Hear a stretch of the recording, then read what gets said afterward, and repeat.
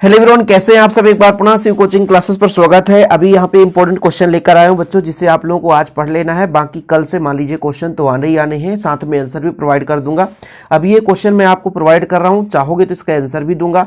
लेकिन इस चैनल में पहली बार आए, चैनल को सब्सक्राइब कर लें। और बच्चों, हिंदी का प्लेलिस्ट बन चुका है 2024 के लिए, फटाफट तैयार जरूर करके जाएँ, क्योंकि जो भी क्वेश्चन देता हूँ सभी महत्वपूर्ण है। और हाँ, अपने लेवल से भी तैयार करें। ऐसा नहीं कि केवल मैं जो पढ़ा रहा हूँ उतना ही पढ़िए, तो आपका एक्स्ट्रा नॉलेज है बच्चों, एक्स्ट्रा एफर्ट है हमारे द्वारा। लेकिन आप खुद का जो तैयारी है वो अलग ही होता है, उसे आप लोग बरकरार रखें। ऐसा नहीं कि बिल्कुल जो क्वेश्चन दी बस उतना ही पढ़ना है। बेहतरीन नंबर लाने के लिए जितना हो सकता है, जितना कोशिश कर सको, पढ़ाई करो। चलिए, पहला प्रश्न है, प्रयोगवाद की दो विशेषताएं लिखिए।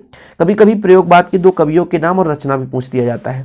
छायावाद काव्य की कोई दो विशेषताएं लिखना है, ठीक है। और यह प्रवृत्तियां, वही है बच्चों, विशेषताएं या प्रवृत्तियां।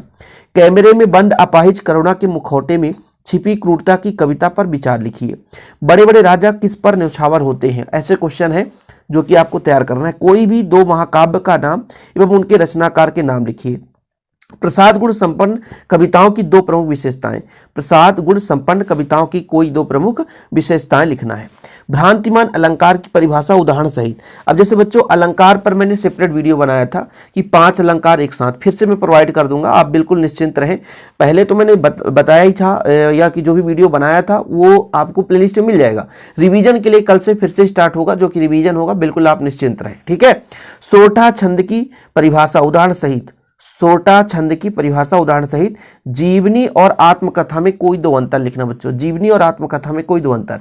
अब जो प्रश्न बन रहा है उसमें टाइम लॉस मत करना, ठीक है।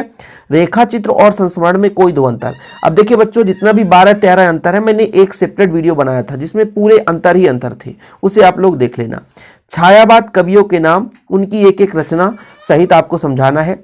दो महाकाव्य के नाम तथा उनके कवियों के नाम लिखना है, ठीक है। यहाँ पर निर उर के उद्रात से क्या तात्पर्य है। ऐसे प्रश्न आप ना पढ़ो, क्योंकि अभी जो ग्रामर पोर्शन उतना तो तैयार कर ही लो, बाकी मैं और भी क्वेश्चन आंसर लाऊंगा, उसमें आपको समझाऊंगा। छोटे चौकोन खेत को काजल का पन्ना कहने का क्या तात्पर्य है, ये बल्कि महत्वपूर्ण है। क्वेश्चन नंबर आपका जो 14 है। अगला प्रश्न है, स्थायी भाव और संचारी भाव में दो अंतर। पुनरुक्त प्रकाश अलंकार की परिभाषा उदाहरण सहित। माधुर्य गुण में कौन कौन से अलंकार होते हैं समझाना है। ऐसे प्रश्न लोग नहीं पढ़ते, लेकिन मैं जल्दी इनका आंसर भी लाऊंगा। आप लोग कहोगे, आपका डिमांड रहेगा तो आंसर भी आ जाएगा। किन्हीं दो वर्णिक छंदों के नाम लिखिए, और उनमें किन्हीं दो वर्णिक छंदों के नाम लिखते हुए एक एक उदाहरण भी लिखना है, ठीक है। किन्हीं दो कहानीकार के नाम लिखिए और एक एक रचना। हमेशा चाहे आप कहानीकार किसी का भी लिखे तो उसमें एक दो रचना आपसे बनना चाहिए। शीरीष के फूल को लेखक ने शीत पुष्प की संज्ञा किस आधार पर दी है। अगला प्रश्न है, लेखक जैनेन्द्र कुमार के अनुसार यहां पे बाजारूपन से क्या तात्पर्य है। जैनेन्द्र कुमार के अनुसार बाजारूपन से क्या तात्पर्य है। दूर के ढोल सुहावन लगे, पंक्ति का भाव विस्तार पल्लवन करिए, काफी महत्वपूर्ण है।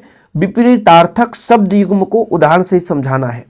अर्थ की दृष्टि से वाक्य के प्रकार लिखिए, कि अर्थ के आधार पर वाक्य के कितने प्रकार हैं। संपर्क भाषा किसे कहते हैं, इसकी परिभाषा। ज्यादातर मैक्सिमम क्वेश्चन बच्चों इसमें पूरा ग्रामर से ही है, ज्यादातर ग्रामर से ही क्वेश्चन लिए गए हैं, इसलिए आप फटाफट तैयार कर लेना। आगे देखिए, अगला है, जूझ कहानी के शीर्षक की सार्थकता को समझाइए। जूझ एक कहानी है, बताओ आप लोगों से पूछता हूं, जूझ कहानी के लेखक बताना आप लोग, ठीक है।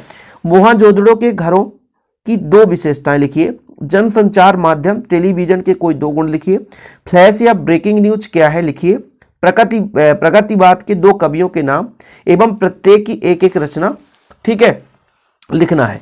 नई कविता की दो विशेषताएं। स्नेह सुरा से क्या आशय है लिखिए।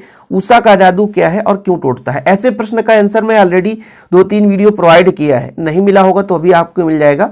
कोई दो खंडकाव्य और उनके रचनाकार का नाम लिखिए। विरोधाभास अलंकार की परिभाषा, अभी इसको मैं टेलीग्राम में भी शेयर कर दूंगा, शिव कोचिंग क्लासेस के नाम से टेलीग्राम में जरूर देख लेना। लक्षणा शब्द शक्ति की परिभाषा उदाहरण सहित लिखिए।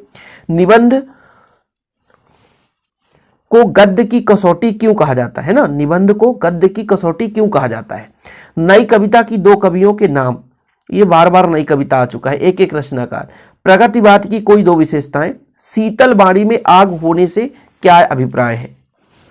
और आखिरी के प्रश्न है बच्चों, थके हुए पंथी में जल्दी जल्दी चलने का कारण लिखिए। बताओ, ओज गुण संपन्न कविताओं में दो प्रमुख विशेषताएं। संदेह अलंकार की परिभाषा। इनको मैं जैसे अभी टोटल 4 पेज है, 3 पेज मैं आपको टेलीग्राम में शेयर कर दूंगा, डिस्क्रिप्शन पे लिंक होगा, अभी आज ही भेज दूंगा।